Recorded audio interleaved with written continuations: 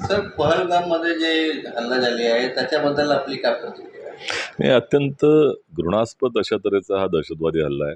त्याच्यात कोणत्याही तरी शंका नाही. त्याचा तीव्र शब्दामध्ये तितका निषेध करावा तितका कमी आहे.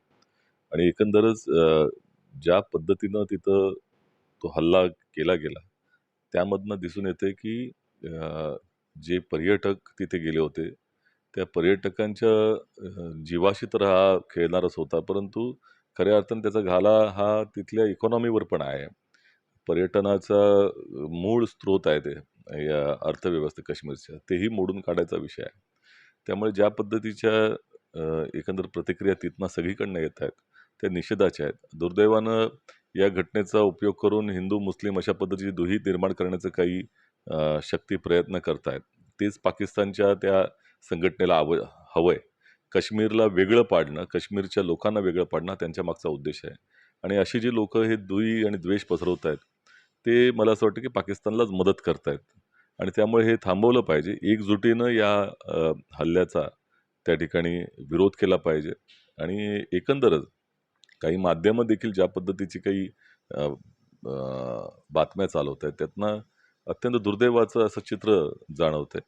प्रश्न त्यांनी सरकारला विचारले पाहिजेत, की तिथं सुरक्षा व्यवस्था का नव्हती?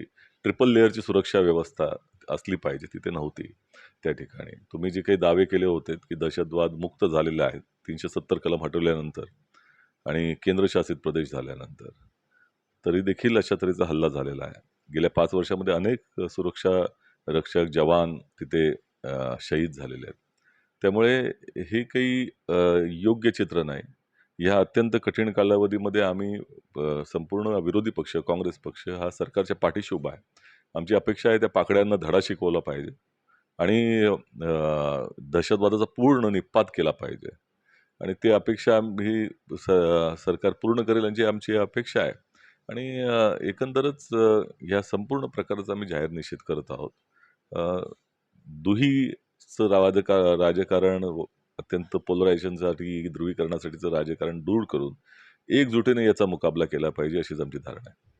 सर, काल आम्ही पाहिलं होतं की भाजपाचे जे ट्विटर होते छत्तीसगडचे, त्यामध्ये असं चित्र दिसतंय की अत्यंत वाईट आहे ते.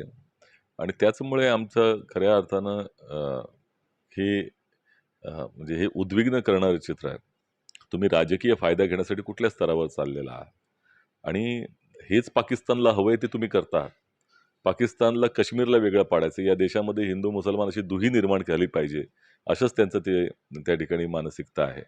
हेच आत्ताच काही दिवसांपूर्वी जे पाकिस्तानचे आर्मीचे प्रमुख बोलले, त्यांना जे हवंय ते तुम्ही करून देताय. आणि ही भारतीय जनता पक्षाचा राष्ट्रवाद आहे का? या ठिकाणी काश्मीरच्या जनतेला बरोबर घेतलं पाहिजे आणि एकंदरच त्यांच्याबरोबर देखील तितकीच पद्धतीची संवेदना असली पाहिजे.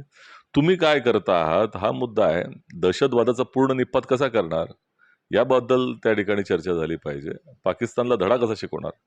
हा आणि अत्यंत निकराचा अशा पद्धतीचा त्या ठिकाणी लढा पाकिस्तानबरोबर लढावा लागेल, असं आमचं म्हणणं आहे.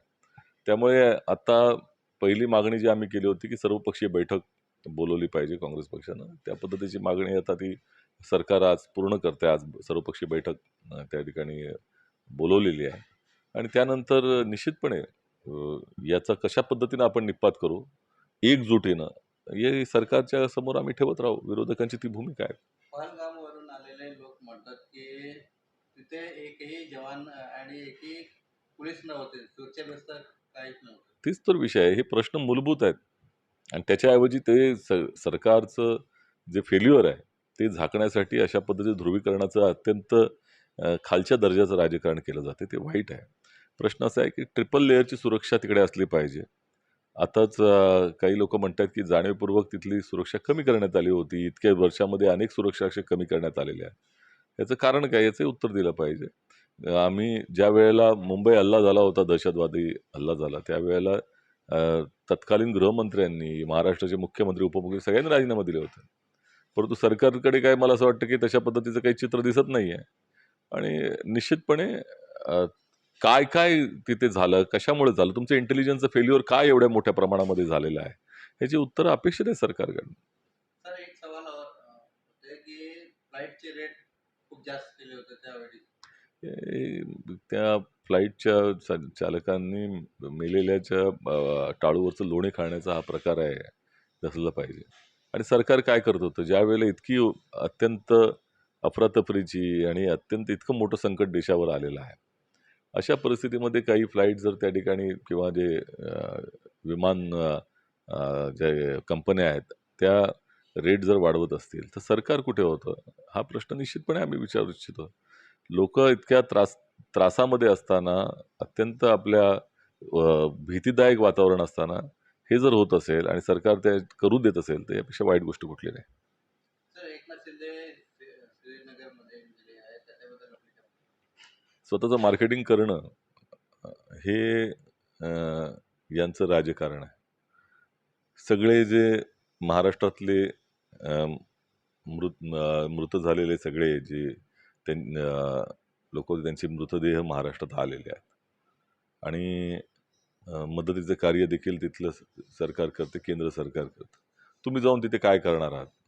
इथे ते गिरीश महाजन गेले होते तिकडे, तुम्ही काय करणार होतात? त्यामुळे फक्त दिखाव्याचं राजकारण करणं आणि हे काही चांगलं नाही. त्यामुळे आमचा त्यांना श्रेयवादाचा हा जो काही लढा आहे, त्याच्यामधनं काही साध्य होत नाही. त्यापेक्षा म्हणजे अत्यंत वाईट पद्धतीचं चित्र देशात चाललेलं आहे महाराष्ट्राचं. याचं उत्तरदायित्व एकनाथ शिंदेजींचं आहे. त्यांनी त्याचं उत्तर दिलं पाहिजे की हे काय चाललेलं आहे.